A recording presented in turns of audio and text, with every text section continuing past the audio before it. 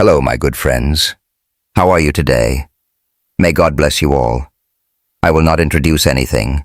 You guys watch the video and feel it. Then let's evaluate together. The Soul Haven Diner buzzed with its usual Friday night chaos. A sweaty mix of chatter and clatter spilling out into the muggy Atlanta air.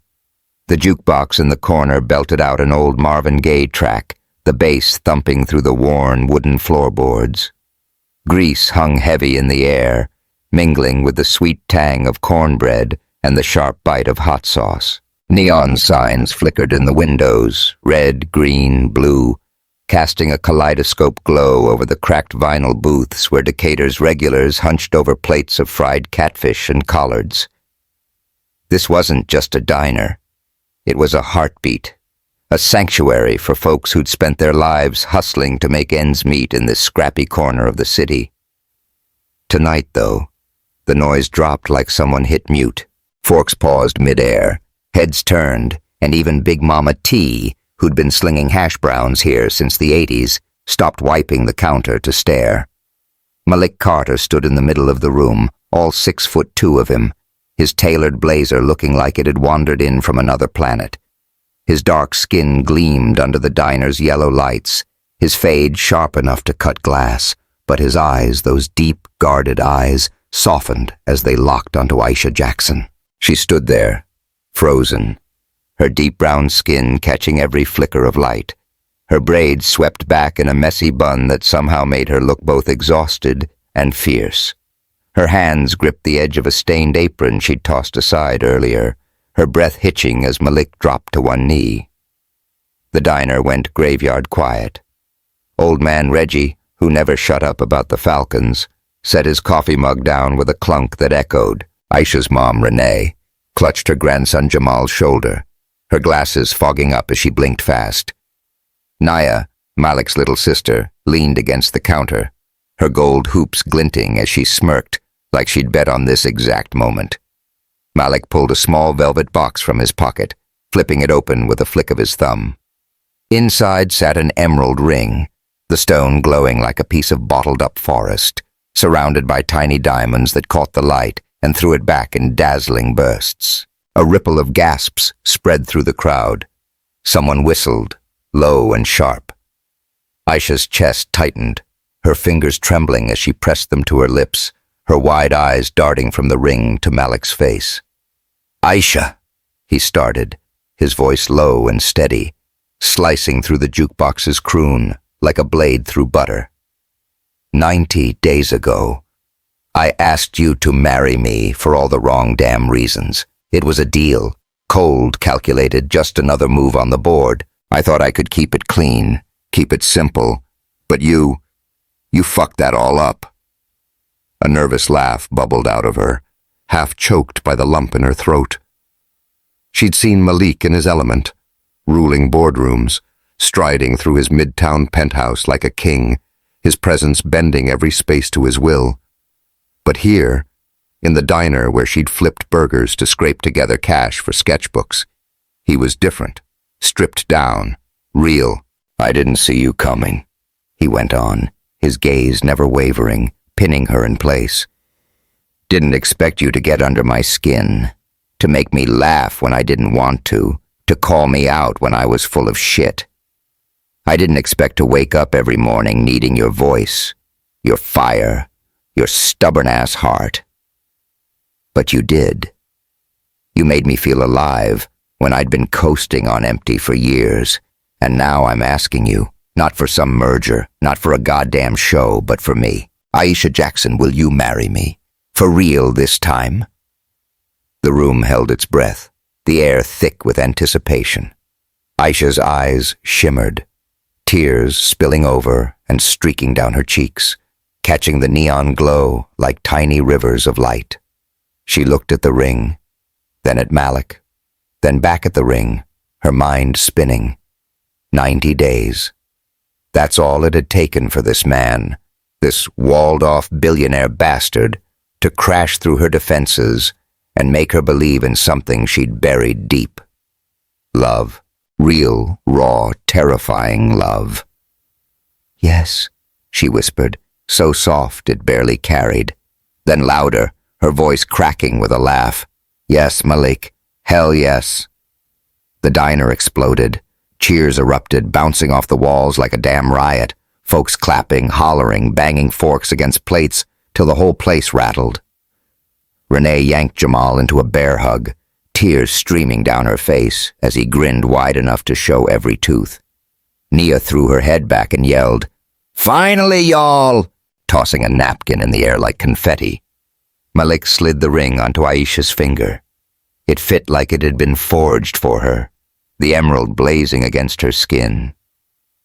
He stood, pulling her into his arms, and kissed her right there in the middle of Soul Haven. It wasn't tentative or staged like those first fake pecks for the cameras. This was deep, hungry, a promise sealed with every ounce of him, his hands gripping her waist like he'd never let go. The crowd whooped louder, someone shouting, "Get a room!" But they didn't care. As they pulled apart, Malik pressed his forehead to hers, his breath ragged against her lips. "You're my home, Aisha. No contracts, no games. Just us." She smiled through her tears, her hands sliding up his chest, feeling his heartbeat hammering under her palms. "You better mean that, Carter. I don't do half measures." "Ooh." He chuckled, low and warm, and for a moment, they were the only two people in that noisy, grease-soaked world. But how the hell did they get here? How did a fake-ass marriage turn into this? A ring, a diner, a love neither of them saw coming. To tell that story, we've got to rewind 90 days, back to when Malik Carter thought he could buy anything, and Aisha Jackson was just trying to keep her family afloat. 3 months earlier, the morning sun barely cut through the haze hanging over Decatur, a gray smear of smog and heat that clung to everything. Aisha sat cross-legged on the lumpy couch in her shoebox apartment, the kind where the walls were so thin you could hear Mrs. Turner next door cussing out her cat. Her ancient laptop teetered on her knees, its fan whining like it was about to croak. The screen glared back at her with an email she'd been staring at for 15 minutes. "We regret to inform you that the position has been filled. Thank you for your interest in Horizon Design." Third rejection this month. She slammed the lid shut, rubbing her temples where a headache throbbed like a drumbeat. The coffee table was a mess. Bills stacked like a losing poker hand. Electricity overdue, rent 2 weeks late, and the latest hospital bill for Jamal's lupus treatment. A bold $5,000 she didn't have. Her little brother was 19, all gangly limbs and chipped-tooth grins, but that damn disease had been eating him alive since he was a kid. She glanced at the bedroom door where he was still crashed out, his meds lined up on the nightstand like a grim little army. $60 left in her account. Barely enough for groceries, let alone miracles. "Fuck," she muttered, dragging a hand through her braids. She'd skip breakfast again. Jamal needed the last of the eggs more than she did. Her stomach growled, but she ignored it, reaching for her sketchbook instead.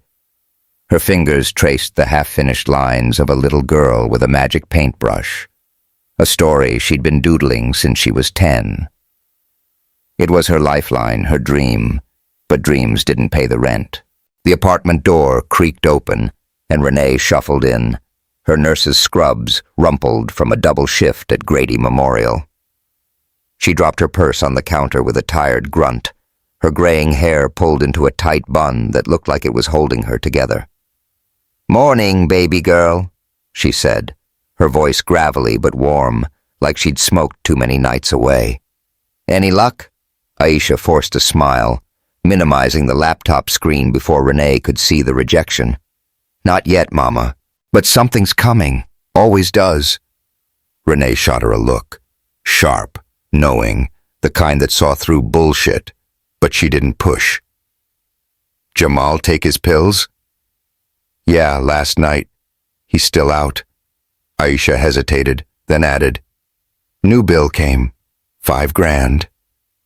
Renee's shoulders sagged, her hands gripping the sink's edge like it was the only thing keeping her upright. "Jesus, I'll pick up another shift."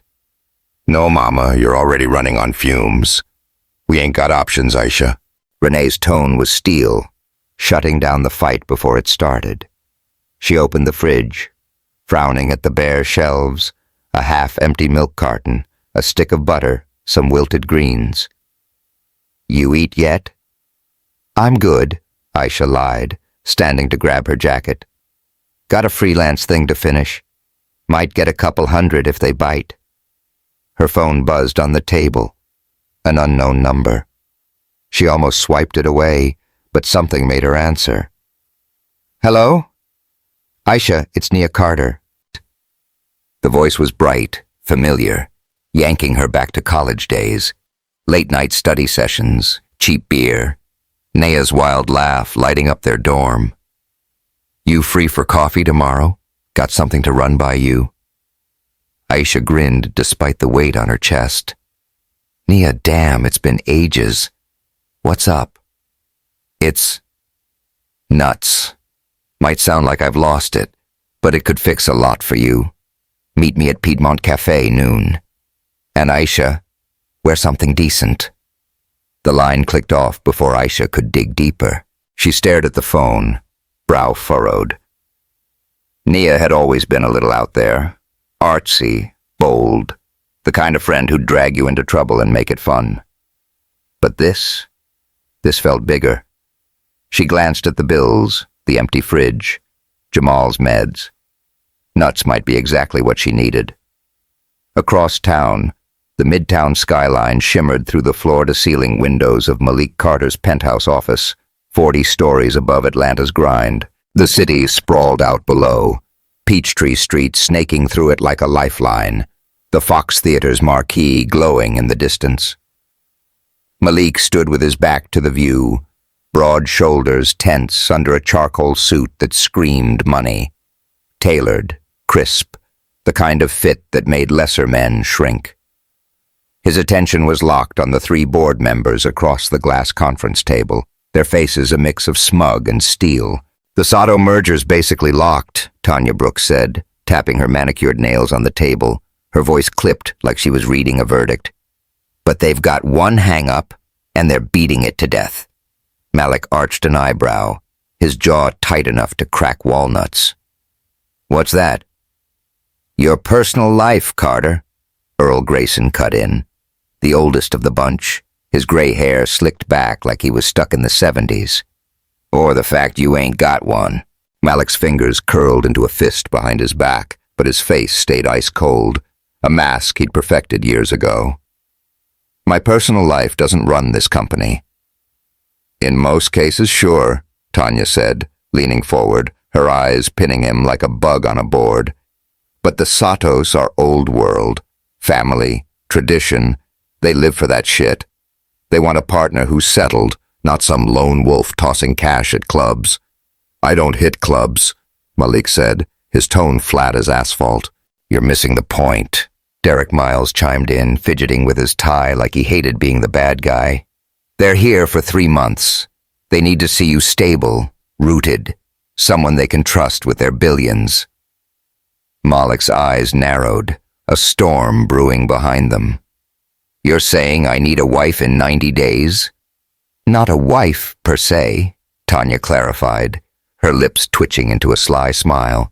"Just someone to play it, show up at dinners, smile pretty, make you look like you've got your shit together. You've got 90 days till they sign." He turned to the window, staring down at the city he'd clawed his way up to own. Carter Enterprises was his kingdom.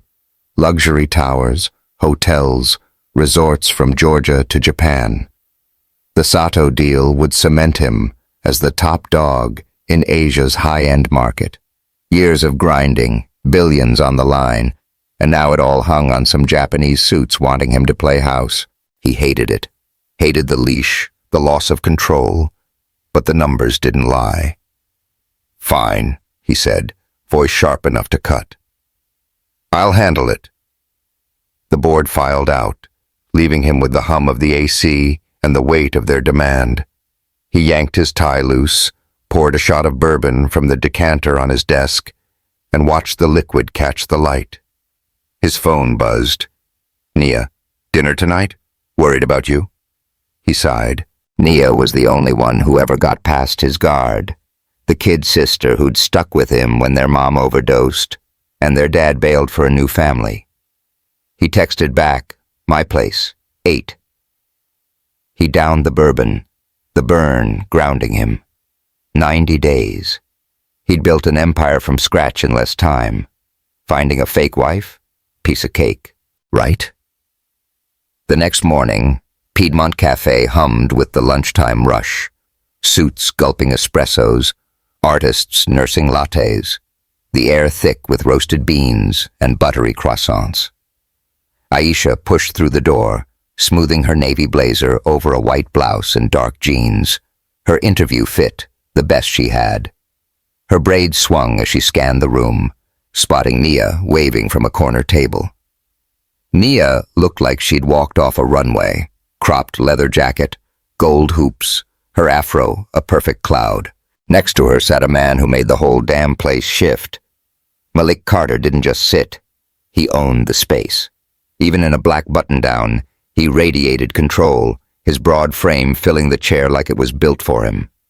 His skin was a rich mahogany, his jaw sharp as a blade, and his eyes, holy hell, those eyes, hit her like a punch, dark and piercing, stripping her bare in one glance. She'd seen him in magazines, the billionaire who turned Atlanta into his playground. Up close, he was a force, tall, commanding, a storm wrapped in calm. "Aisha!" Nia jumped up, pulling her into a hug that smelled like citrus and cash. "God damn, you look good. Thanks for coming." "You're still full of it," Aisha laughed, easing into the embrace. "This blazer's older than dirt. You saw it at your grad party." Malik stood, offering a hand. "Aisha Jackson." It wasn't a question. He knew her already. His voice was deep, smooth, like velvet over gravel. "Just Aisha," she said, shaking his hand. His grip was firm, warm, sending a spark up her arm she wasn't ready for. "Malik Carter, huh? What's a big shot like you doing with us peasants?" He didn't crack a smile, just nodded to the empty chair. "Sit." She did, feeling her thrift store jeans clash with his vibe. Nia slid back in, grinning like she was about to drop a grenade. Malik didn't waste time. "I need a wife," he said, blunt as a brick to the face. Aisha choked on her water, coughing into her sleeve. "Come again?" "Temporary," he clarified, unfazed. 90 days. Nia jumped in, hands flailing like she was directing traffic. "It's for a deal, Aisha. All fake. He needs to look settled for some Japanese bigwigs." Aisha stared between them, waiting for the joke to land. When it didn't, she laughed. Sharp, loud, cutting through the cafe's hum. "And you thought of me? What, you run out of call girls?" "Because you need cash," Malik said, slicing through her amusement. "I'll pay 500 grand for 3 months. All I need is discretion and commitment." Her laughter died fast. She shot Nia a look, who winced like she'd stepped in it. "I told him about Jamal," Nia admitted.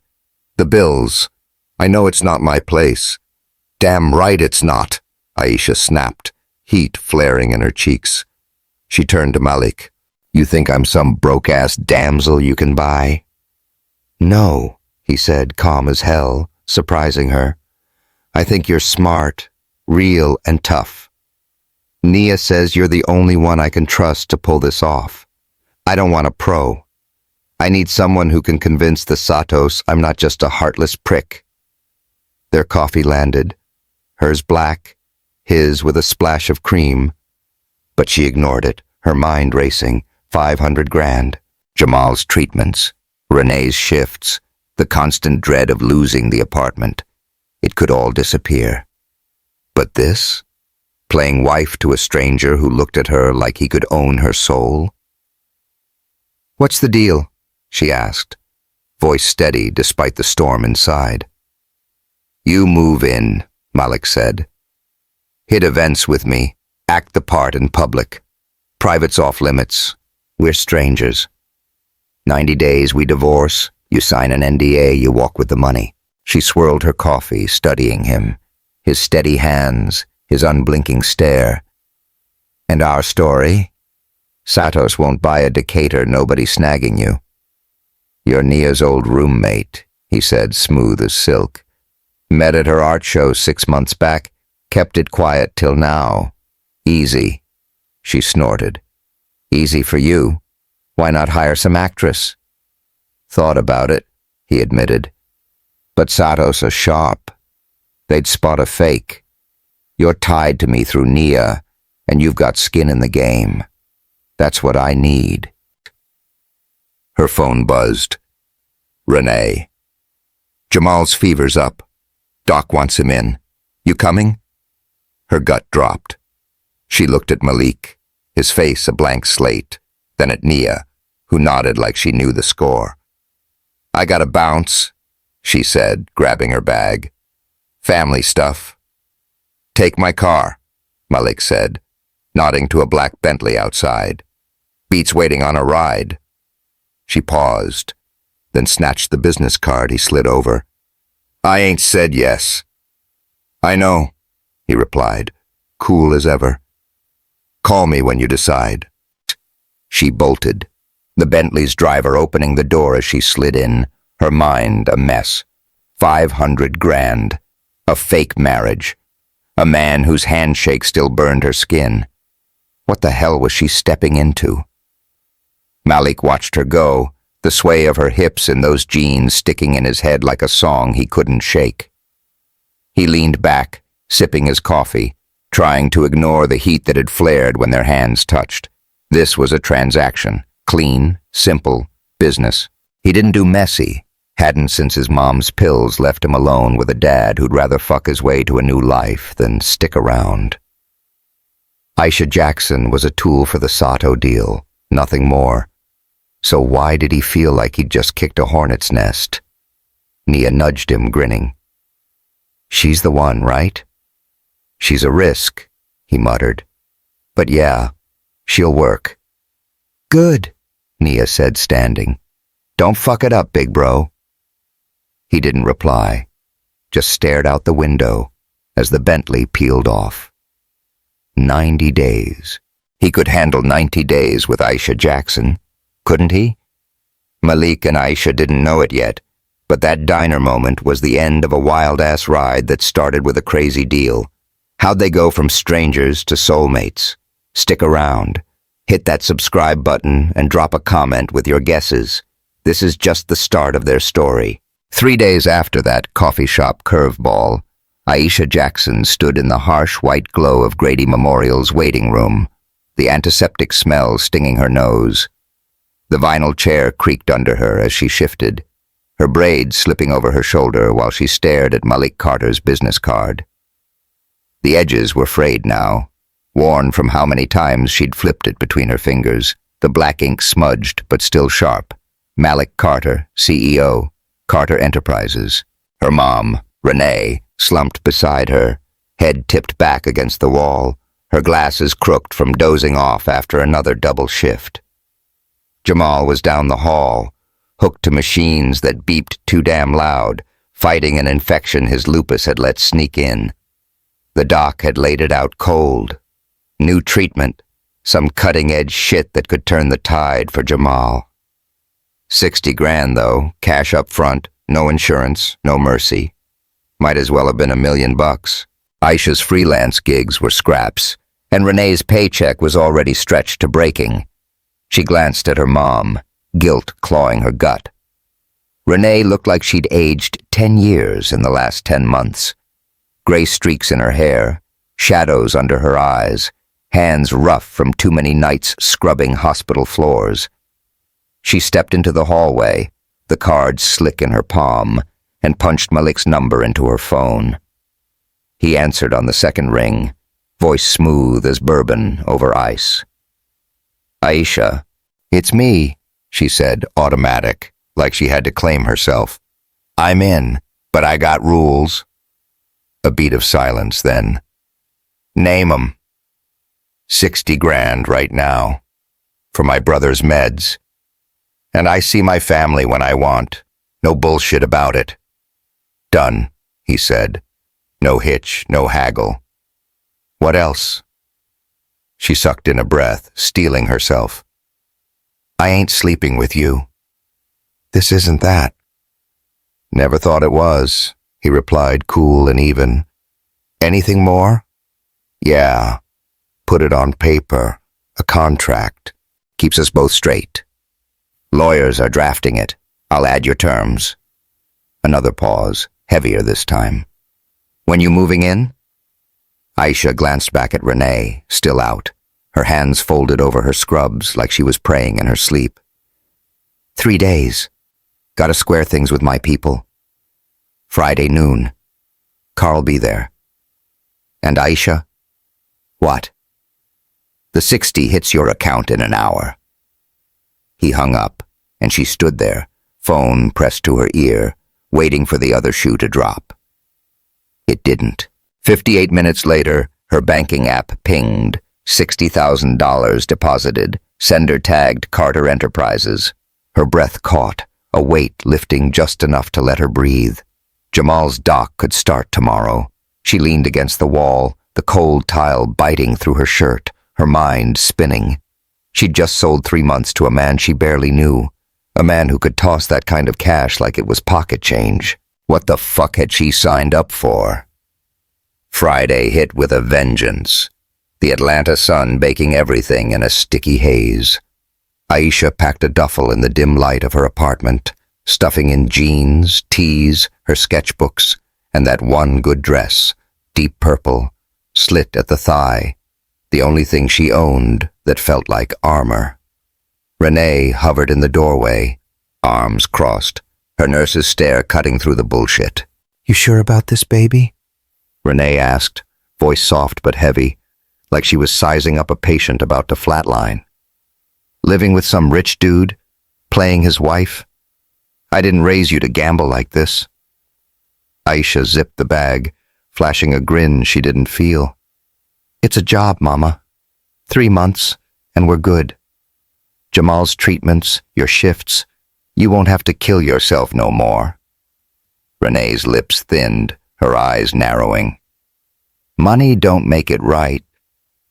What's he like, this Malik Carter? Cold, all business, like every other suit with a fat wallet. Aisha shrugged, dodging her mom's gaze. But Nia's his sister. She says he's solid. Renee's hum dripped doubt. Just keep your eyes open. Men like that, they take, and they don't give back. I'm not giving him shit he ain't paid for, Aisha said, sharper than she meant. She softened, stepping over to hug her mom tight. I'll be good. Promise. Renee squeezed back, fierce and quick, then let go. Call me if he fucks up. I don't care how much money he's got. I'll roll up. Aisha laughed, the sound easing the knot in her chest. Bet. The Bentley pulled up at noon on the dot. The driver, Tony, a quiet cat with a shaved head, grabbing her bag like it was glass. She slid into the back, the leather cool against her legs, and watched Decatur fade in the rear view. Shotgun houses, corner stores, kids kicking a ball in the street. The city shifted as they rolled into Midtown. Glass towers, manicured trees, the hum of money replacing the grit she knew. She'd passed through here before, but never like this. Never headed to a penthouse that cost more than her whole damn life.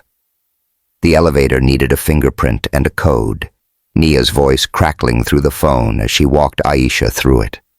You're gonna flip, Nia said, all hype. Or hate it. It's Malik's deal. Fancy as fuck, but kinda empty. The doors opened straight into the penthouse, and Aisha stopped dead.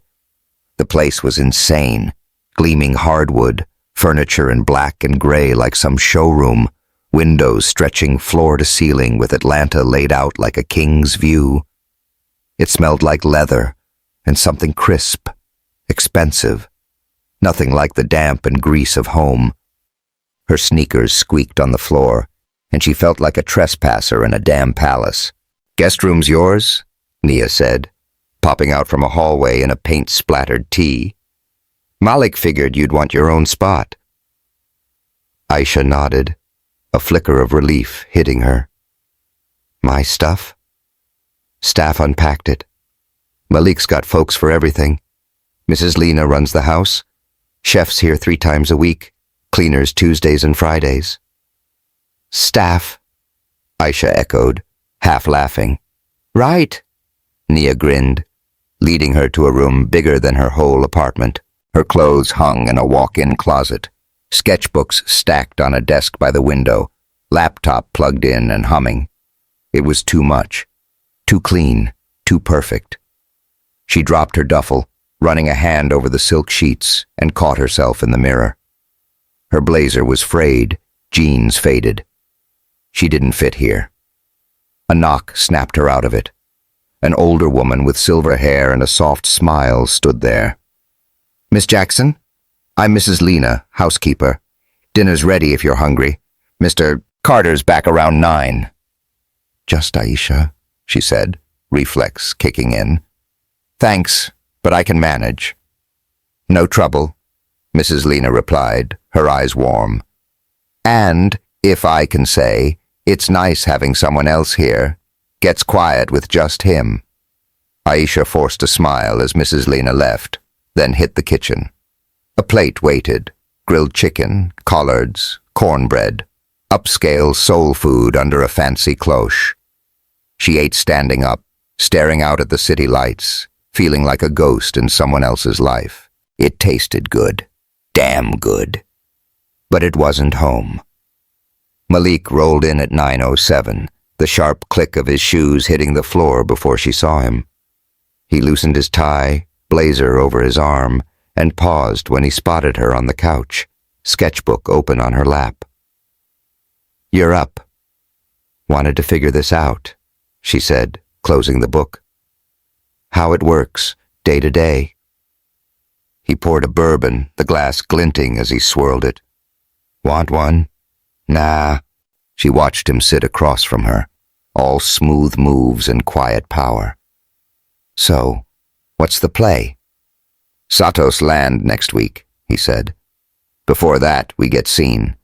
Dinner at Aria tomorrow, symphony Thursday, hospital gala Saturday." "Hospital gala?" Aisha perked up. "Mama works at Grady." "I know," he said, sipping his drink. "Picked it for that. Makes us legit." She blinked, thrown by the thought he'd put in. "And days? I'm not just chilling here." "Do what you want," he said. "Work, draw, whatever. Office is set up for you, 2nd bedroom. Naya said you design." "You got me an office?" She couldn't hide the shock. He shrugged, like it was nothing. "You'll sell it better if you're not pissed off." "Smart," she said, standing. "Guess I'll crash. Big day tomorrow, playing your wife." A flicker crossed his face. Amusement, maybe. "I grow on people, I hear."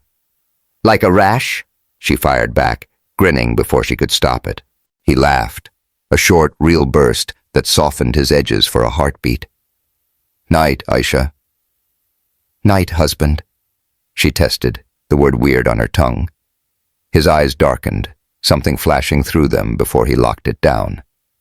Next morning, she woke to an empty penthouse, a note on the counter in Malik's tight scrawl. "Back at 7 for Aria. Office is yours." She spent the day poking around, setting up the office, a sleek setup with a top-notch computer, graphics tablet, software she'd only drooled over online. It was overkill, but damn if it didn't feel good to have tools that didn't lag. At 6:30, she was finishing her makeup, winged liner, gloss, a little extra pop, when her phone rang. Jamal's voice came through, stronger than it had been in weeks. "How's the castle, sis?" "Stupid fancy," she said, lowering her voice even though she was alone. "Bathroom's bigger than our place." "And the rich dude?" "Cold as fuck," she said, glancing at the door. "What you'd expect." Mom thinks you're crazy. Maybe I am. She paused, brushing on mascara. You good? Yeah. New stuff's working. His tone shifted, serious. You sure about this, Aisha? Living with some stranger? I'm sure about you getting better, she said, firm. Rest is just noise. She hung up, slipping into her purple dress. It hugged her tight, the slit showing off legs she'd always liked. When she stepped out, Malik was by the windows, his back to her in a black suit that fit like sin. He turned, and for a beat, he froze, eyes raking her from head to toe, slow and hot.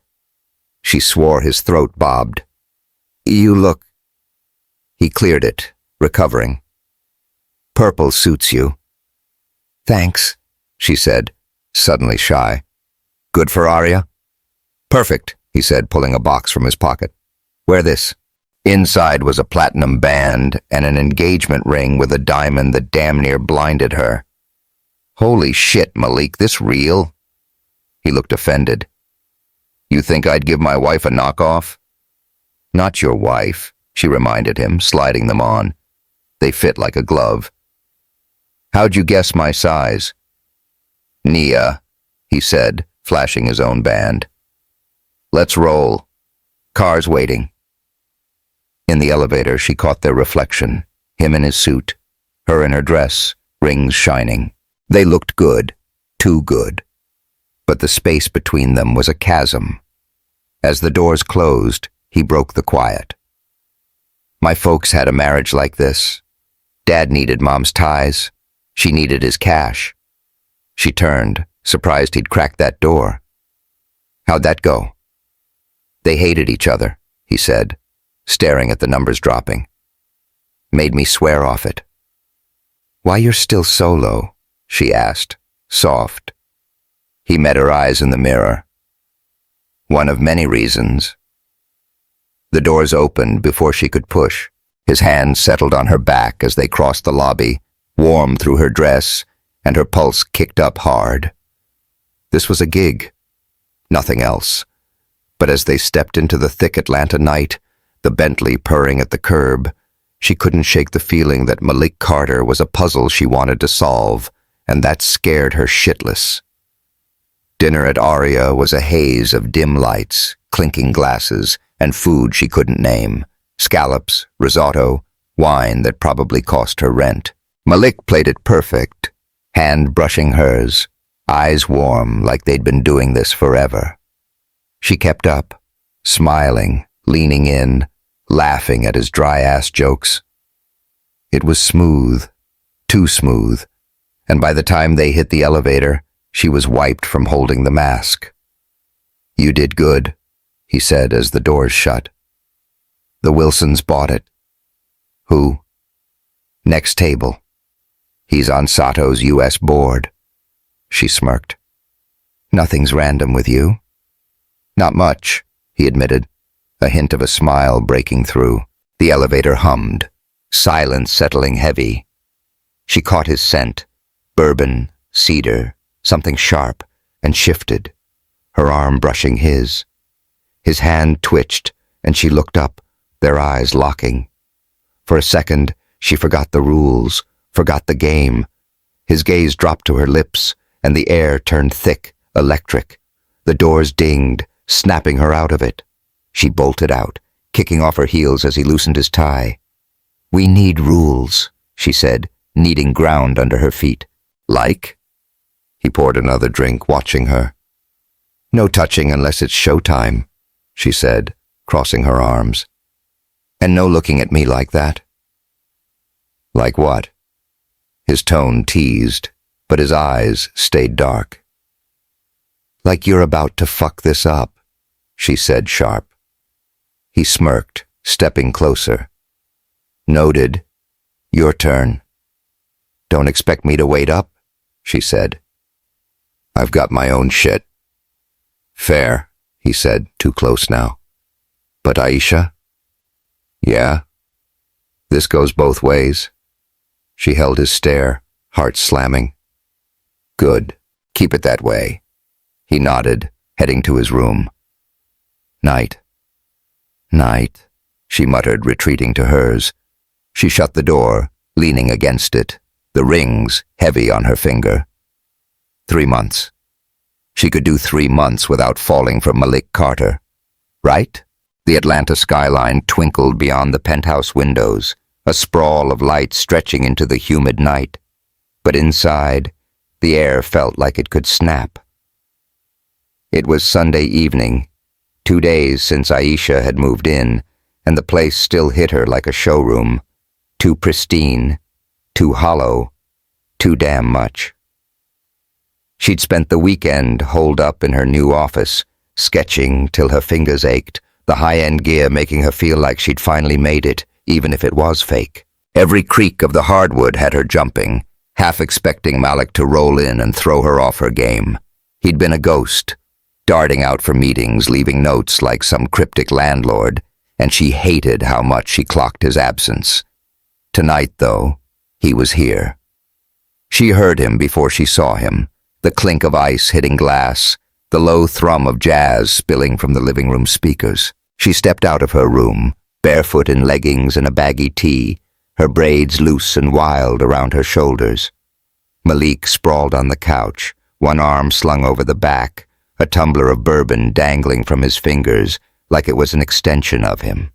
His shirt was open at the collar, sleeves rolled up, showing off forearms that looked like they could bench her without breaking a sweat. He glanced up, those dark eyes catching hers, and she felt that jolt again. Sharp, electric, like he could peel her open with a look. "Getting comfy?" he asked, voice smooth and lazy, like they hadn't almost burned the elevator down with tension 2 nights ago. "Yeah," she said, leaning against the doorway, arms crossed to keep some kind of wall up. "It's a lot," he nodded, swirling his drink, the ice clinking soft against the glass. "You'll adjust." "Doubt it," she muttered, stepping closer despite the warning bells in her head. "This place feels like a damn museum. Who lives like this?" "Me," he said, a smirk tugging at his lips, faint, but there. "And you, now." "For 90 days, she shot back, dropping into the armchair across from him. "Then I'm out." He didn't bite, just sipped his bourbon, watching her over the rim with that steady, unreadable stare. The silence stretched, thick with all the shit they weren't saying, rules, lines, that look he'd given her at Aria. She tugged her tea down over her knees, suddenly hyper-aware of how his eyes tracked her, how exposed she felt even in her own skin. "Tomorrow's the first real go," he said, breaking the quiet. "Sato's land in the afternoon, dinner at Bones Wednesday, fancy joint downtown. You good for it?" She shrugged, playing it cool even as her stomach did a flip. "I can fake it. Smile, nod, look cute. How hard's that?" "Harder than you think," he said, setting his glass down with a soft clink that echoed in the room. "They're sharp as hell, old school. One fuck up and they'll sniff out the lie." "Then don't fuck up," she tossed back, smirking. "You're the one who dragged me into this mess." His jaw tightened, but he didn't snap. He leaned forward, elbows on his knees, eyes locking on hers like a laser. "We're in it together now. You signed that paper too." "For Jamal," she said, her voice hardening. "Not you." Something flashed in his eyes, hurt maybe or frustration, but it vanished fast, locked back behind that cool mask. "Fair. Just stick to the script. Loving wife, happy couple. Starts tomorrow." "Got it," she said, standing up quick, needing distance. "I'll play my part. You play yours." He watched her go, his gaze burning holes in her back as she bolted to her room. She shut the door, heart hammering, and cursed herself for letting him rattle her. This was a gig, cash for Jamal, nothing else. So why did it feel like she was already slipping? Monday morning slammed in like a hangover. Aisha woke to the smell of coffee and the clatter of dishes. Mrs. Lena moving like a quiet machine in the kitchen. Malik was gone, a note on the counter in his tight-ass handwriting. Satos arrived 2 p.m.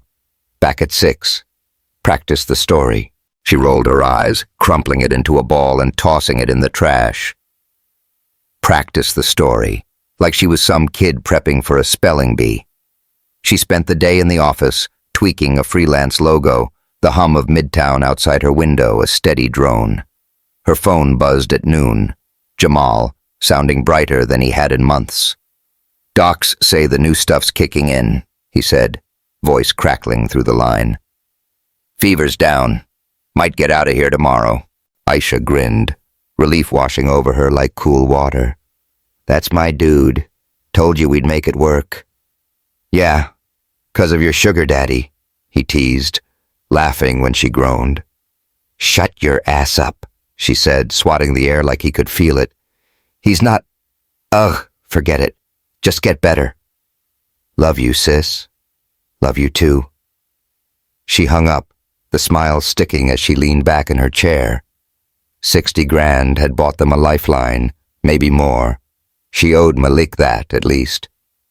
By 6 p.m., she was back in her purple dress, hair swept up, the rings glinting on her finger like a damn spotlight. Malik walked in right on time, suit crisp, despite whatever billionaire grind he'd been at. He stopped short when he saw her, his eyes doing that slow drag, face, chest, legs, back up. She crossed her arms, smirking. "Eyes up, Carter." "You clean up good," he said, shrugging it off like he hadn't just eye-fucked her. "Ready?" "As I'll ever be," she replied, grabbing her clutch. "Let's sell this shit." The drive to Bones was quiet. The Bentley slicing through Atlanta's evening traffic, the engine's purr filling the void between them. Bones was all dark wood and white linens, the kind of spot where the menu was a riddle and the waiters moved like they'd trained at some butler academy. Malik guided her in, hand light on her back, and she felt the room shift, every head turning, eyes sizing her up. She was used to stares, grew up with them as the tall black girl indicator, but these were different. These were rich folks, judging her against the man beside her, wondering how she'd landed him. They sat with a couple he called associates, Greg, a white dude with a spray tan, and his wife, all pearls and pinched smiles. Greg grinned too wide, shaking her hand too long. "Malik, you've been holding out on us," he said, his eyes dipping to her cleavage like she wouldn't notice. "She's worth waiting for," Malik replied, voice smooth but edged, his arm sliding around her shoulders. Aisha leaned in, playing the game, her hand settling on his thigh under the table. His muscle jumped under her fingers, and she bit back a grin. He wanted to play. She'd play. Dinner crawled. Talk about stocks and lake houses, shit she didn't give a damn about. Then it happened. A woman in a red dress, 50-ish, dripping in gold, paused by their table and tapped Aisha's shoulder. "Sweetie, can you grab me a napkin? You're right there." Aisha froze, the words sinking in like a slap. She felt Malik go rigid beside her, his arm tightening. Before she could pop off, he was up, voice low and lethal. "She's my wife, not the help. Check yourself before you speak." The woman's face flushed, her mouth opening and closing like a dying fish. I didn't mean..." "Save it." Malik cut her off, sitting back down, his hand finding Aisha's under the table. He squeezed, quick and hard, and she squeezed back, her chest tight with something hot. Anger, gratitude, something she couldn't pin down. Greg laughed it off, steering the talk back to bullshit, but the vibe had shifted. Malik didn't let go till the plates were cleared. In the Bentley, she stared out the window, the city lights smearing past. "Thanks," she said, quiet, almost lost in the hum. "No one talks to you like that," he said, rougher than usual. "Not on my watch." She glanced at him, his profile carved against the dark, and felt that pull again. Dangerous, dumb, real. "Careful, Malik. Sounds like you give a shit." He didn't answer, just cranked the radio, letting the bass drown the silence. But his knuckles stayed white on the wheel the whole ride home. Wednesday night at Bones was the real test. The Satos rolled in. Mr. Sato, short and wiry in a gray suit, his handshake like a clamp, and Mrs. Sato, graceful in a silk kimono, her smile tight but polite. Malik turned on the charm, all easy laughs and smooth talk, his hand brushing Aisha's like it was habit. She matched him, leaning into his side, spinning little lies about their life, how they'd met at Nia's art show, how he'd botched pancakes the first time he cooked for her. The Satos lapped it up, Mrs. Sato even patting her hand and saying, "You bring him balance, very good." It was golden till Vanessa Price strutted in. Aisha clocked her the second she hit the door. Tall, blonde, all sharp edges and stilettos, her eyes zeroing in on Malik like a missile lock. She sauntered over, red lips curling into a smirk that didn't touch her eyes. "Malik, honey," she purred, acting like Aisha was invisible. "You didn't say you'd be here." "Vanessa," Malik said, voice flat as concrete, his arm tightening around Aisha. "Didn't know I had to." Vanessa's gaze flicked to Aisha, sizing her up like roadkill. "And this is my wife," Malik said, stepping closer to Aisha. "Aisha, Vanessa's an old acquaintance." "Acquaintance," Vanessa echoed, her laugh sharp as glass. "Cute. Congrats, darling. Didn't peg Malik for the settling type." "He's full of surprises," Aisha said, smiling sweet and venomous, her hand sliding up Malik's chest. His heartbeat thumped fast under her palm. "Guess I'm just that good." Vanessa's eyes narrowed, but she didn't bite. "Enjoy it while it lasts." Malik's attention span short. She sashayed off, leaving a trail of perfume and poison.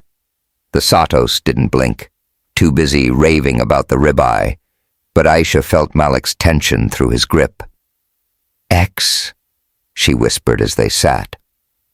"Yeah," he muttered, draining his wine. "Long done." "Didn't look done to her," she said, keeping it light, but her gut twisted. Why did she care?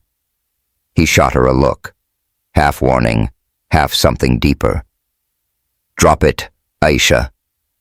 She did, but the doubt stuck. Vanessa wasn't just an ex. She was a shadow, and Aisha didn't fuck with shadows. Back at the penthouse, Aisha kicked off her heels, the marble cold under her feet. Malik poured a drink, his back to her, the jazz still humming low. She watched him, the way his shoulders moved, the way he held himself like a man carrying a mountain. "You good?" she asked, surprising herself. "Fine," he said, too quick. He turned, glass in hand. "You killed it tonight. Satos ate it up." "Glad I passed," she said, dry.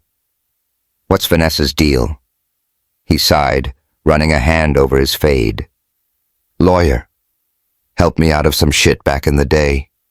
Wanted more than I had to give." "More like your bank account?" she guessed. "And the rest," he said, eyes dark. "Doesn't matter. She's past tense." Aisha nodded, not sure she bought it. She stepped closer, the rings catching the light. "You sure?" He set the glass down, closing the gap.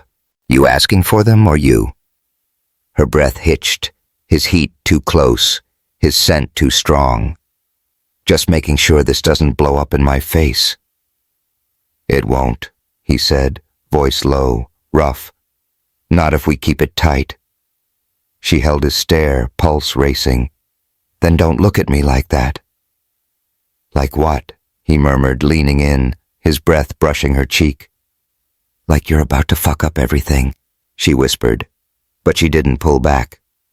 He froze, inches away, then stepped off, jaw tight. Good night, Aisha. Night, she said, turning fast, her heart slamming as she bolted to her room. She shut the door, leaning against it, his nearness still burning through her. This was bad. Real bad. Thursday's symphony was a haze of strings and plush seats, Malik's hand on hers the whole damn time, the Satos beaming from the next box. She played it, smiling, whispering in his ear, giggling at shit she didn't care about. But her head was on Vanessa, on that almost moment in the living room, on how his touch lingered too long. Friday afternoon, she was on a call with a client, pacing the penthouse in sweats, when she spotted that locked door down the hall. Curiosity bit her, and she asked Mrs. Lena about it later. Mr. Carter's private room, the housekeeper said, wiping her hands on her apron. No one goes in, not even me. That night, over pizza, she'd begged for something normal. She couldn't resist. What's with the locked door? Malik stiffened, his slice halfway to his mouth. Nothing you need to know. It's the only locked thing here, she pressed. Gotta be something. It's private, he said, hard, shutting her down. She raised her hands, backing off. Fine. Keep your mysteries. He didn't answer, just bit into his pizza, but his eyes stayed on her, dark and guarded. She hated how much she wanted to dig deeper, to crack him open, hated how much she cared. Saturday's hospital gala loomed, and Aisha was stressing, not just because Renee would be there, but because it was her first big public swing as Mrs. Carter. She called Naya, freaking out. I got nothing to wear. Purple dress ain't gonna cut it. Check your closet, Naya said, all cryptic. Sure enough, a garment bag hung there, a teal gown, beaded and shimmering, with heels and a clutch to match. A note pinned to it, for appearances. M. It fit like it was made for her, hugging her curves, the slit flashing her legs. When she stepped out, Malik was by the windows, his tucks sharp as a knife. He turned, and his jaw dropped, eyes wide before he caught himself. Damn, he said low. That's suitable. It's fire, she corrected, twirling. Thanks. Practical, he said, but his gaze lingered, hot and heavy. At the gala, the ballroom was all glitz. Chandeliers, champagne, folks staring like she was a zoo exhibit. Malik stayed close, hand on her back, steering her through the chatter. Breathe, he murmured when she tensed, his breath warm on her ear. You're killing it. Renee spotted them across the room, her scrubs swapped for a black dress. Aisha braced herself as they walked over. Mama, this is Malik, she said, awkward as hell. Mrs. Jackson, Malik said, flashing a smile that could melt steel. Aisha's always talking about you. Thanks for holding it down at Grady. Renee's eyes narrowed, but she softened when he handed over a check, a big-ass donation to the pediatric ward. Smooth, she said later, when Malik stepped off for drinks. Not what I expected. He's something, Aisha said, watching him work the room. Renee said. Don't get lost in his world, baby. Too late, Aisha thought, her chest tight as Malik came back, his hand finding hers again. Later on the dance floor, she let herself sink into his arms. He moved like he'd been born to it, leading her smooth and sure. Where'd you learn this? She asked, her cheek brushing his shoulder. Boarding school, he said. Mandatory. Of course, she laughed. I learned from YouTube for my cousin's wedding. He smirked, pulling her closer. You're full of surprises, Aisha Jackson. Carter, she teased. Remember? His grip tightened, eyes darkening. How could I forget? She felt it, the shift, the heat, his hand sliding lower.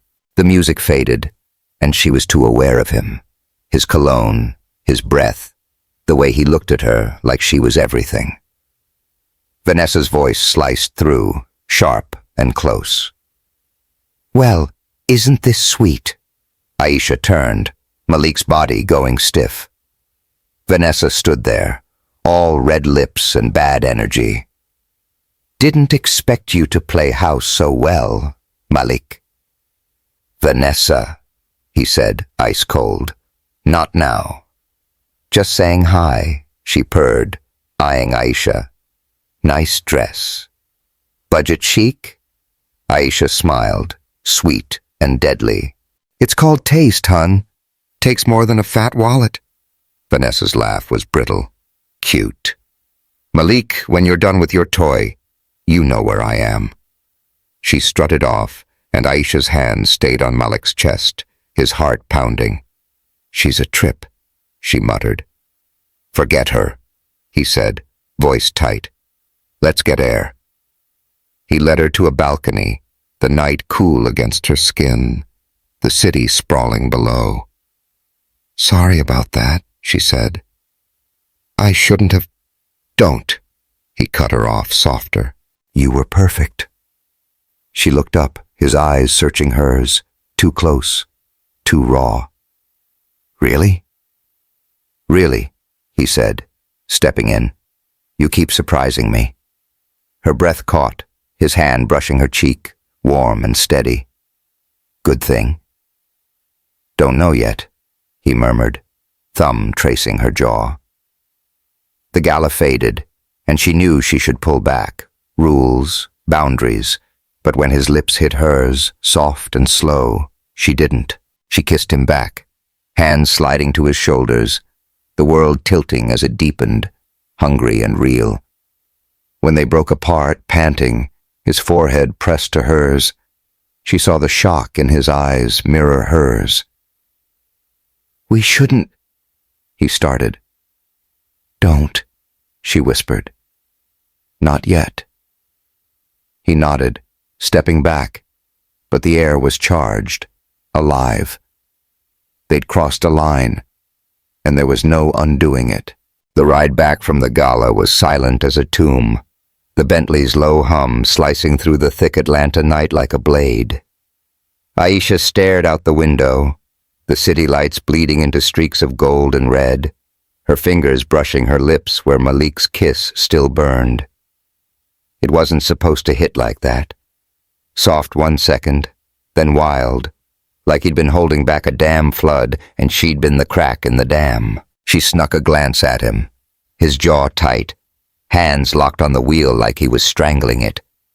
His profile cut sharp against the dark, and the tension between them buzzed like a live wire, ready to spark if either of them moved wrong. They hit the penthouse, and she kicked off her heels, the teal gown swishing around her ankles as she padded across the cold marble. Malik yanked his tie loose, the silk hissing against his shirt, and made a beeline for the bourbon. He poured 2 glasses this time, sliding one across the counter to her without a word. She took it, the amber liquid scorching her throat as she downed a sip, needing something to anchor the chaos spinning in her chest. "We need to talk," he said, voice low and tight, like he was forcing it out through gritted teeth. "About that." She nodded, gripping the glass harder, the edges biting into her palm. "Yeah." He leaned against the counter, eyes pinning her, dark and stormy. "That kiss, it wasn't in the plan." "No shit," she said, a shaky laugh slipping out before she could catch it. "You don't say sorry by kissing someone stupid." He didn't crack a smile, just ran a hand over his fade, a rare glitch in his cool. "I'm saying it now. If I stepped over—" "Did you mean it?" She cut in, sharper than she meant, her pulse kicking up. "The kiss, was it real?" He froze, and that hesitation hit her like a punch to the gut. "I don't know what I meant," he said finally, setting his glass down with a clink that echoed too loud. "That's the fucking problem." That's not good enough, she snapped, stepping closer, the bourbon buzzing in her veins. You don't get to kiss me like that and act like it's nothing, Malik. It's the truth, he shot back, his calm cracking, voice rising a notch. This shit with us, it's messy now. No kidding, she said, her laugh bitter as hell. You think I signed up for this? For whatever the fuck that was. He closed the gap, his heat hitting her like a wave. What was it to you? She stopped cold, his question pinning her. Her mind flashed, his lips on hers, his hands pulling her in, the way her body had lit up like a damn torch. I don't know, she admitted, quieter, her voice dropping. But it wasn't fake. His eyes darkened, something raw breaking through, want maybe or fear. We said no strings, clean, professional. Yeah, well, we fucked that up, she said, crossing her arms tight. What now? He dragged a hand down his face, exhaling hard, like he was trying to shove it all back in a box. I don't do this, Aisha. Feelings, relationships, all that messy bullshit. I don't know how. Then why'd you kiss me? She pressed, not letting him dodge. Because I couldn't fucking stop, he said, voice rough, unguarded for once, like he'd ripped the mask off. Because you're in my head, and I hate it. Her breath caught, his words sinking deep, sharp and hot. So you're mad 'cause you feel something? I'm mad 'cause I can't control it, he snapped, then softened, his shoulders slumping like the fight had drained out. And 'cause I don't want to fuck you over. She stared at him, the bourbon trembling in her hand, her chest tight. Maybe I don't need you to save me. Maybe I can handle it. He shook his head, stepping back, putting space between them. You don't get it. You're different. This isn't some fling I can just walk away from. Then don't, she said, voice steady despite the storm inside, stepping toward him. Don't walk. He looked at her, torn, like she'd just kicked down a wall he'd spent years building. It's late, he said finally, turning toward his room, his voice flat again. We should sleep. Malik, she called, stopping him dead. He didn't turn, but his shoulders tensed. I don't regret it. He stood there, still as stone, then nodded once, barely a twitch. Good night, Aisha. She watched him go, the door clicking shut like a gunshot, and sank onto the couch, the bourbon warm in her throat, but cold in her gut. What the hell were they doing? Sunday dragged like a hangover. Malik stayed gone. More meetings, more excuses, and Aisha threw herself into her sketches, lines blurring till her eyes stung. The penthouse felt too big without him, the silence pressing in like a fist. She kept replaying the kiss, his words, the way he'd pulled back like she'd scared the shit out of him. Scared of her, scared of them. Monday morning, she woke to another note. Meetings all day, back late, cold, clipped, like he was slamming the door shut on whatever they'd cracked open. She spent the day on a call with Jamal, who was home now, his voice bright as he ragged on her about living large. She laughed it off, but her mind was stuck. On Malik, on Vanessa, on that locked door she couldn't let go of. Tuesday, she was sketching in the living room, the jazz he liked humming low, when she heard it, a drip, then a trickle, coming from that damn door. She bolted up, panic spiking as water seeped under the frame, pooling on the hardwood. She grabbed her phone, dialing Malik. Your secret room's flooding, she said when he picked up, voice tight. Where's the key? Fuck, he hissed, sharp and loud. Top right drawer, my desk. Move fast. She found it, a small brass key, heavy as hell, and rushed back, unlocking the door with a click that hit her chest like a hammer. Inside was a mess, a busted pipe spraying water across what looked like an art studio. Canvases lined the walls, cityscapes, abstracts, faces, some done, some rough. She waded in, shutting off the valve under a sink, then grabbed towels from the hall to sop up the damage. Most of the paintings dodged the worst, but water had hit a big canvas on an easel, half draped with a cloth. She dabbed it dry, peeling the cloth back, and stopped dead. It was a woman, older, with warm eyes and a soft smile, curls framing her face. Malik's mom, she knew it instantly, from a blurry photo Nia had shown her years back. The painting wasn't just good, it was alive, every stroke screaming love, loss, shit she couldn't even name. "What the fuck are you doing?" Malik's voice cracked like a whip. He stood in the doorway, suit soaked, his face a thundercloud. She jumped, dropping the towel into the puddle at her feet. "Saving your shit! Pipe burst!" "You should have waited," he growled, storming past her to the easel. His fingers hovered over the portrait, not touching, like he thought it'd shatter. "And let it all drown." She waved at the floor, water sloshing around her sneakers. "I was helping." He checked the canvas, his breath slowing as he saw it was safe. "It's fine. You did good." She crossed her arms, water dripping from her sleeves. "Didn't know you painted." "Most don't," he said, voice tight, shutting down again. "It's not something I put out there." "These are fire," she said, nodding at the walls. "Real as hell, especially her." He followed her gaze to the portrait, his face softening for a split second before locking back up. "My mom died when I was 16. "Shit," she said, soft. "Sorry. My dad went when I was 19. Fucks you up." "Yeah," he said, barely audible, his eyes meeting hers for a beat. "It does." They stood there, water soaking their shoes, the air heavy with more than just damp. She saw it, the crack in his armor, the kid he'd buried under all that steel. "You don't have to hide this from me," she said, quiet. "It's not about you," he replied, turning to grab a towel, his voice clipped again. "It's just mine." She let it go, helping him mop up in silence. When they finished, he locked the door, the key vanishing into his pocket. "Thanks," he muttered, not looking at her. "Any time," she said, and meant it. Wednesday night, the Satos invited them to their hotel suite for a private dinner. Sushi, sake, the whole nine.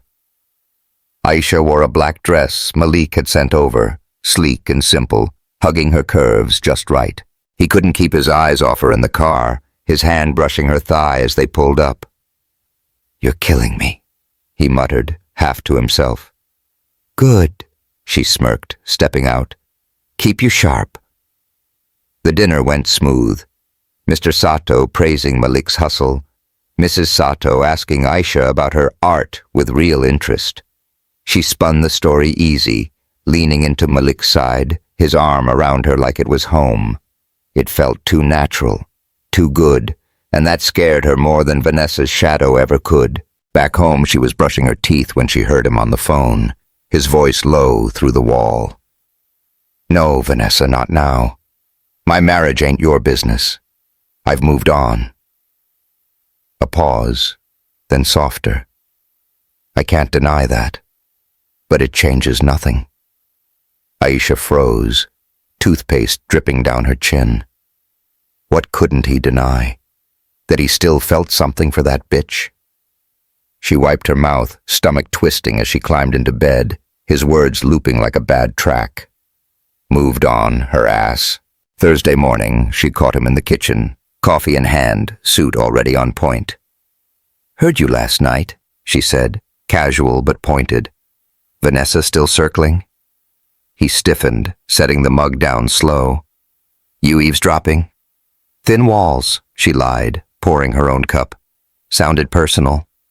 "It's business," he said too fast. "Her dad's got stakes in a subsidiary. She's pushing a meeting." business," she repeated, not buying it. She brought up feelings. "Malik, yours." His jaw clenched, but he held her stare. "She thinks I'm still stuck on her. I'm not." "Then what did you—" "Can't deny." She pushed, stepping closer, coffee hot in her hand. He sighed, pinching his nose. "That I haven't been serious with anyone since her. That's it." Aisha studied him, wanting to believe it, but doubt chewed at her. "Sure about that?" "Yes," he said hard. "She's nothing. You're—" He stopped, and she raised an eyebrow. "I'm what?" "Different," he finished, quiet, eyes searching hers. "You know that." She didn't know what to say, the air thick again, pressing in. "Just don't play me, Malik," she said finally, turning away. "I'm not here for that." "I'm not playing," he called after her, but she was gone, heart pounding too hard to hear him. Friday hit rough. Aisha spent the day sketching, trying to shake Vanessa's ghost, when Nia called. "How's married life?" she asked, all tease. "Fucked up," Aisha admitted, pacing the office. "We kissed. At the gala." Nia whistled, long and low. "For real? Not for show?" "Nope," Aisha said, sinking into her chair. "And now it's a mess. How you holding?" "Confused as shit," she sighed. "Told him I've never, done it." Nia paused. "How'd he take that?" "Said it changes shit. That I deserve better." Aisha rubbed her temples. "I don't need him deciding what I deserve." "That's Malik," Nia said, fond, but tired. "Big brother mode. Always thinks he's got to protect people." "I don't need protecting," Aisha snapped. "I need... fuck, I don't know." "You'll figure it," Nia said. "Just don't let him push you off. He's scared, Aisha. Scared of you." "Scared of me?" She laughed, sharp. "He's the one with the power here." "Nah," Nia said. "You've got more than you think." She hung up, leaving Aisha staring at her sketch, a half-finished girl with a paintbrush, fierce and free. She wanted to be that girl, not this tangled-up mess. But Malik, he was under her skin now, and she didn't know how to dig him out. Friday night, Malik came home late, tie loose, eyes heavy. She was on the couch, sketchbook open, jazz still playing low. He paused, looking at her like he wanted to say something, then didn't. "Sato's happy?" she asked, breaking the ice.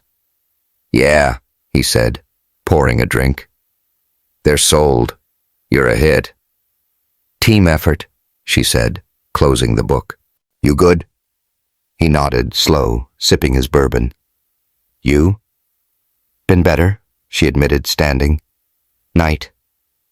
"Aisha," he said, stopping her. She turned, his eyes soft, unguarded for once. "I meant what I said. You're different." Her chest tightened, his words hitting too deep. "Prove it," she said, quiet, then walked away, leaving him with his drink and the silence. The next morning broke gray and heavy over Atlanta, the kind of Saturday where the humidity clung to everything like a second skin. Aisha woke to the penthouse quiet, no clink of Malik's bourbon glass, no hum of jazz, just the distant drone of midtown traffic filtering through the windows. She rolled out of bed, her teal gown still crumpled on the floor from the gala, a silent reminder of that kiss she couldn't shake. Her head was a mess, his lips, his words, that raw crack in his voice when he'd said he couldn't stop. She'd told him to prove it, but now in the daylight she wasn't sure she wanted him to. She padded to the kitchen in sweats and a tank, barefoot on the cold marble, and found a note on the counter. "Out till 3. Gala prep tonight. Short, sharp, back to business." She crumpled it, tossing it in the trash, irritation prickling her skin. He was dodging her, pulling that cold-ass wall back up like she hadn't seen him bare for a second. Fine. Two could play that game. Her phone buzzed. Jamal, his voice scratchy but alive. "Yo, sis, I'm home. Docs say I'm good for now." She grinned, relief hitting her like a shot of caffeine. "For real? You sound like you." "Yeah, new shit's holding. Mom's making me eat, though. Swear she's trying to fatten me up." "Tell her to save me some," Aisha said, leaning against the counter. "How you feeling?" "Like I might live," he said, then paused. "You good up there? Sound off." She hesitated, tracing a crack in the marble with her finger. "Just adjusting. It's weird here." "Rich dude still cold?" "Sometimes," she said, dodging. "He's complicated." "Complicated's trouble," Jamal warned, half teasing. "Don't let him mess you up." "Too late," she muttered, then laughed it off. "I'm good, Jay. Rest up." "Love you," he said. "Love you too." She hung up, staring at the phone, his words echoing. Trouble. Yeah, Malik was that and more. She spent the day sketching, losing herself in lines and shadows, the girl with the magic paintbrush taking shape, fierce, free, everything Aisha wanted to be. The locked door down the hall kept pulling her eye, a nagging itch she couldn't scratch. What else was he hiding? She shook it off, focusing on the canvas, but Malik's shadow loomed anyway.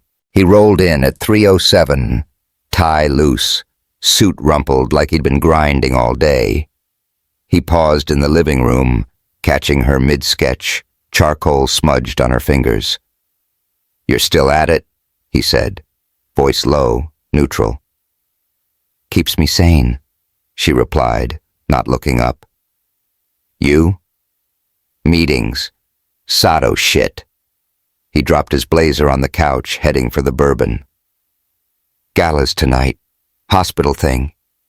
"I know," she said, setting her pencil down. "Mama's gonna be there." He nodded, pouring a glass. "Good. Ties it together." She watched him, the way he moved. Deliberate, controlled, like he was locking himself back up. "You gonna keep dodging me?" He froze, glass halfway to his lips, then set it down slow. "What?" "Last night," she said, standing, crossing her arms. "You said I'm different. Then you bolt like I'm a ghost." "I'm not dodging," he said, turning to face her, eyes steady but guarded. "Just processing." "Processing," she echoed, stepping closer, her voice sharp. "That what you call kissing me, then acting like it didn't happen?" He sighed, running a hand over his fade. "It happened. I'm not denying that." "Then what?" she pressed, heat rising in her chest. "You gonna keep me guessing?" He stepped toward her, closing the gap, his voice dropping. "I told you. I don't do this. I don't know what I'm doing here." "Bullshit," she snapped. "You kissed me 'cause you wanted to. Own it." "I did," he said, rough, his eyes flashing. "And it's fucking me up, Aisha. You happy now?" She blinked, thrown by the edge in his voice, the crack in his cool. "No, I'm not happy. I'm confused as hell." "Join the club," he muttered, turning back to his drink, downing it in one swallow. "We've got a gala in 3 hours. Can we table this?" She stared at his back, the broad line of his shoulders, the tension coiled tight. "Fine, but this ain't over." "Didn't think it was," he said, quiet, and walked off to his room. The hospital gala was a glittering mess.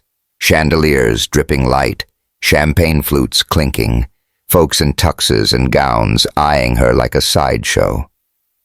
Aisha smoothed her teal dress, the beads catching the glow, her heels clicking on the polished floor. Malik stayed close, his hand light on her back, guiding her through the crowd with that easy control he wore like a second skin. Renee was across the room, black dress swapped for her scrubs, chatting with a doc.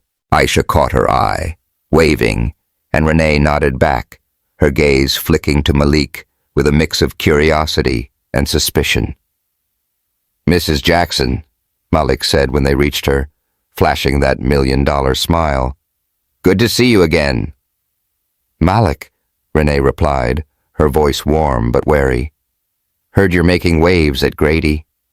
"Trying to," he said, pulling a check from his pocket, a fat donation to the pediatric ward. "Figured it's a start."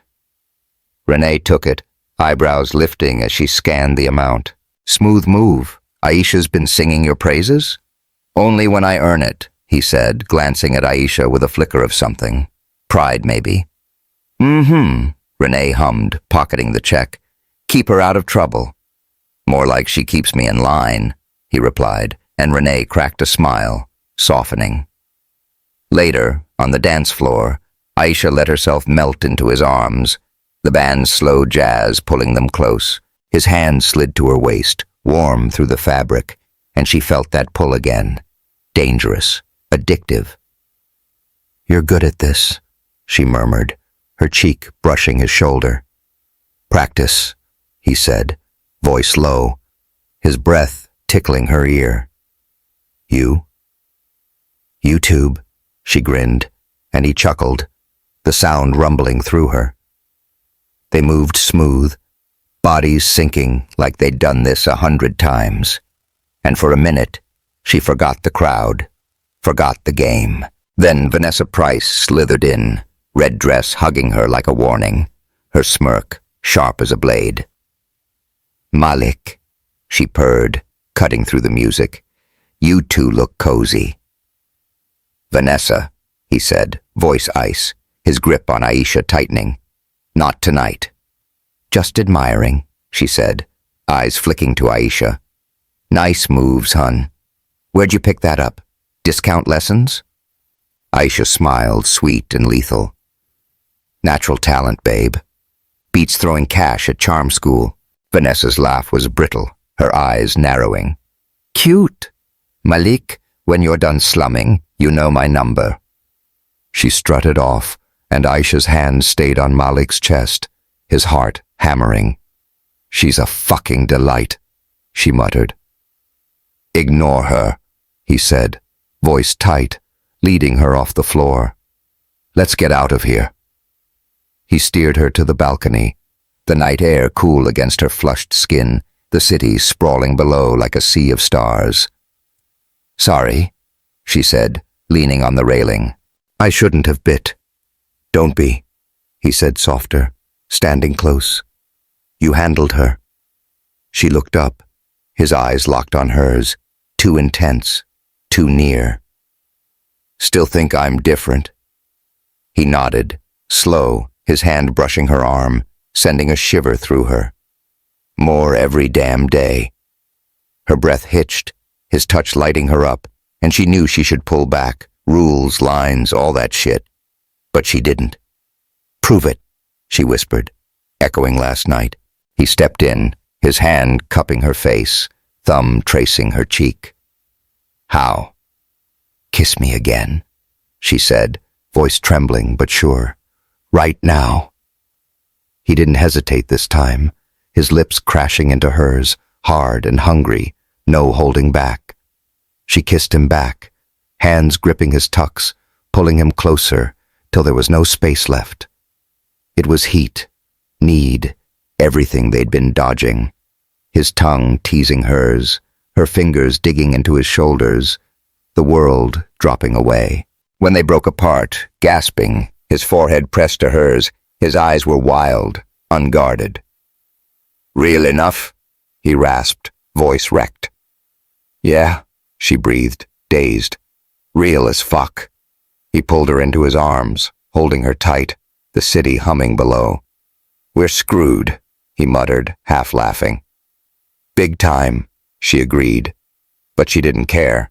Not then, not with him like this. Sunday passed in a blur. Malik stayed close. No meetings, no excuses. They cooked breakfast together, laughing when he burned the bacon, the penthouse feeling less like a cage. But Monday hit hard. She was sketching when water leaked from that damn door again, a slow drip that had her cursing. She grabbed the key from his desk, same spot, and unlocked it, expecting more paintings. Instead, she found a stack of letters under a tarp, damp but readable, addressed to him in a shaky hand. She shouldn't have, but she did, opened one, dated 10 years back. Malik, I'm sorry I couldn't stay. You're stronger than me. Love, Mom. Her stomach dropped, guilt and shock twisting together. She shoved it back as Malik stormed in, face dark. What the hell, Aisha? It was leaking again, she said, scrambling. I didn't mean... You don't touch this, he snapped, snatching the letters, his voice raw. Ever. I'm sorry, she said, backing up. I didn't know... Out, he said hard, pointing to the door. She went, heart pounding, the slam of the lock echoing behind her. Tuesday, he barely spoke, the air between them cold as ice. She tried apologizing, but he brushed it off, eyes distant. Wednesday night, the Sato's dinner came. Sushi, sake, smiles, and they played the part. But his touch felt mechanical, his laugh forced. Vanessa showed up, all smirks, and Aisha's gut twisted when she heard him on the phone later. Vanessa, stop. I can't deny we had something, but it's done. Thursday, she confronted him in the kitchen, coffee steaming between them.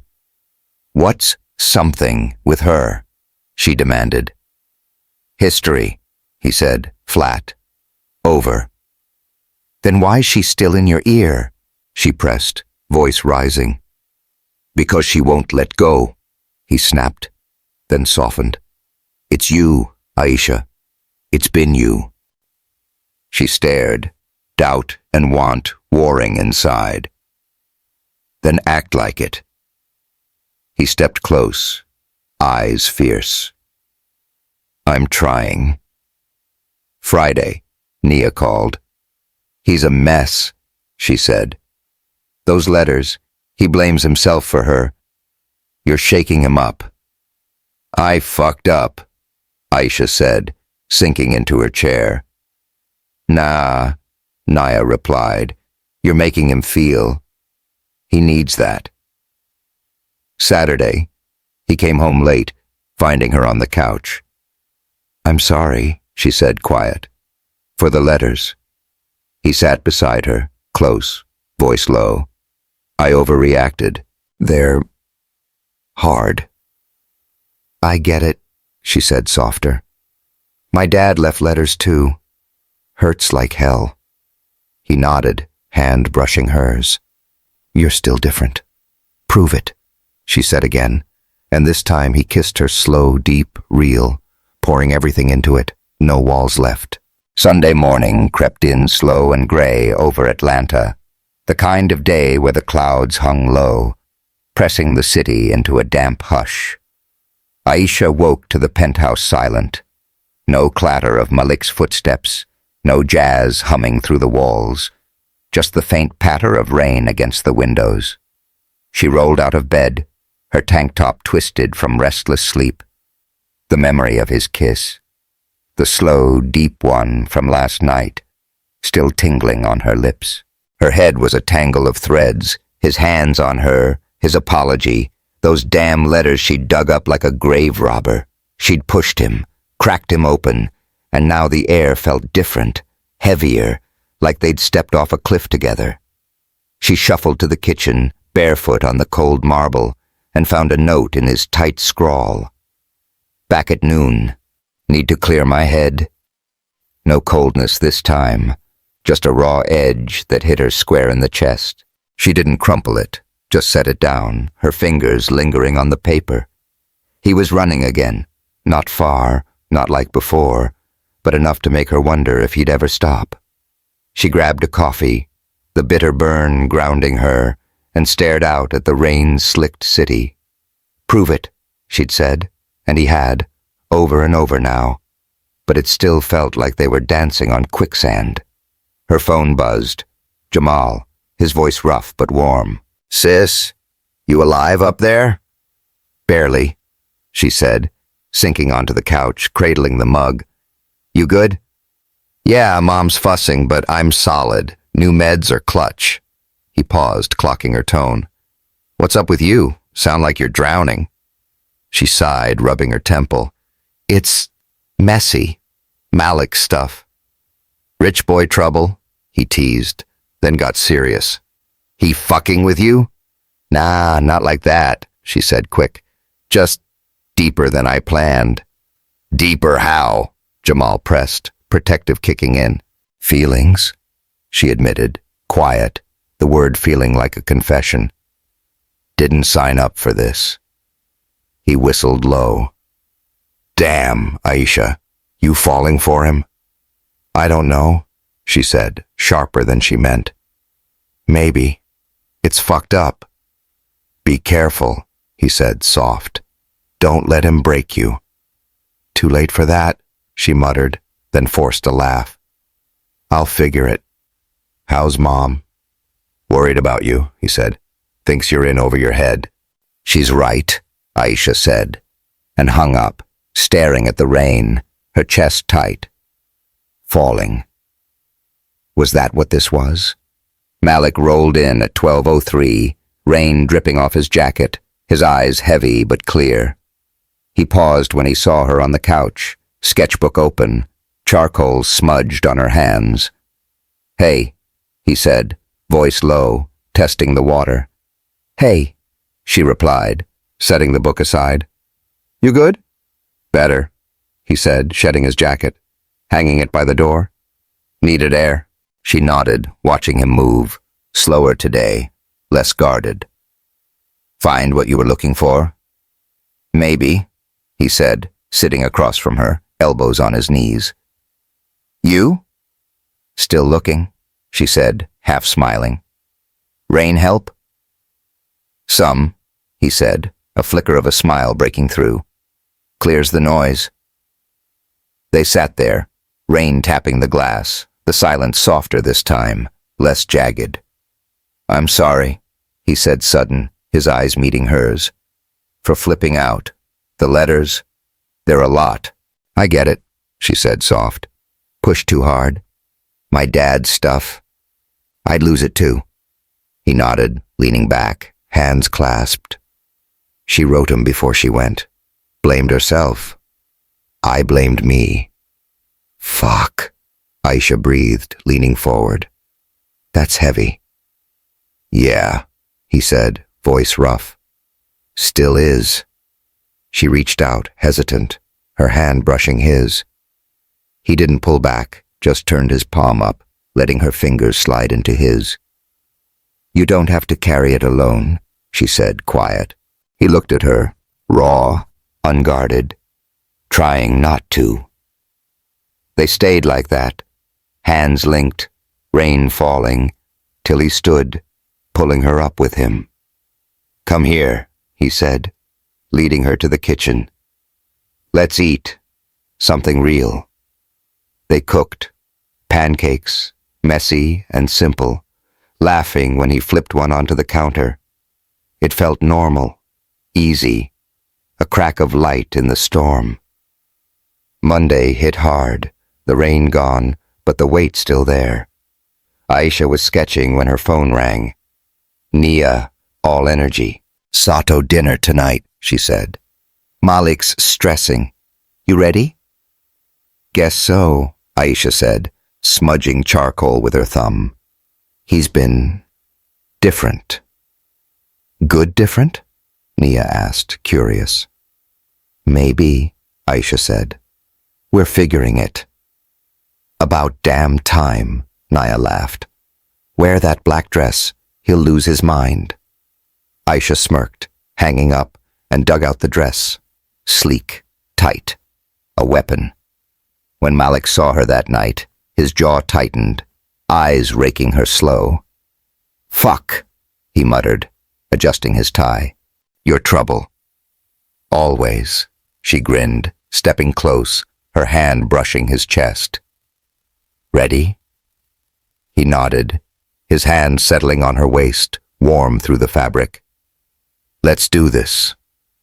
The Sato dinner was smooth, sushi, sake, Mr. Sato praising Malik's vision, Mrs. Sato asking Aisha about her art with real warmth. She leaned into Malik, his arm around her, and it felt too right, too real. Vanessa crashed it, though. Red dress, sharp smile, whispering to Malik like Aisha wasn't there. You're slipping, she heard her say, and Malik's grip tightened, his voice low. Walk away, Vanessa. She did, but the damage stuck. Back home, Aisha heard him on the phone. No, Vanessa, I can't deny it was real once, but it's over. Her stomach twisted, doubt creeping back. Tuesday, she hit him in the kitchen, coffee steaming between them. What's real once mean? She demanded, voice sharp. History, he said, flat, meeting her eyes. Dead history. Then why's she still in your face? She snapped, stepping closer. She won't let go, he said, voice rising. I have. It's you, Aisha. Been you. She stared, torn between trust and fear. Prove it, she said, softer this time. He stepped in, hands framing her face, kissing her slow, deep, pouring everything into it. No hesitation, no walls. She melted into him, hands gripping his shirt, the doubt burning away in the heat. Wednesday, shit hit the fan. Aisha woke to a text from Nia. Check the news. She did. Carter CEO's past exposed. Secret romance revealed. Vanessa's doing, spilling Malik's old fling with a college guy to the press. The Satos called, pissed, threatening to pull out. Malik stormed in, face dark, phone buzzing non-stop. She fucking did it, he growled, tossing it on the counter. Aisha stood, heart pounding. What's this mean? Means she's trying to tank me, he said, pacing. Sato's hate scandal. What do we do? She asked, stepping close. He stopped, looking at her raw. We fight. Together? Together, she said, firm, grabbing his hand. They met the Satos that night, Malik laying it bare. His past, their deal, the truth about her. Aisha backed him, fierce, her voice steady. He's real with me. That's what matters. Mrs. Sato nodded, slow, and Mr. Sato sighed. We value honesty, he said. Deal still on. Back home, Malik pulled her close, relief crashing through him. You saved it, he said, voice rough. We saved it, she corrected, kissing him hard, the tension snapping into heat. Thursday, Vanessa called, smug. You're welcome, she purred. Malik hung up, turning to Aisha. She's done. Friday, he took her to Soul Haven Diner, no plan, just them. Marry me, he said over cornbread, no ring this time, just him. For real. She laughed, tears pricking. Hell yes. Saturday, they told Renee and Jamal, who grinned like he'd won a bet. Knew it, he said. A year later, Aisha's book hit shelves, Her Girl with the Paintbrush, and Malik opened a gallery for artists like her, their daughter's tiny handprints on the wall. From fake to forever, Malik and Aisha beat the odds. What's your takeaway from their chaos? Hit subscribe and drop a comment. Share your thoughts.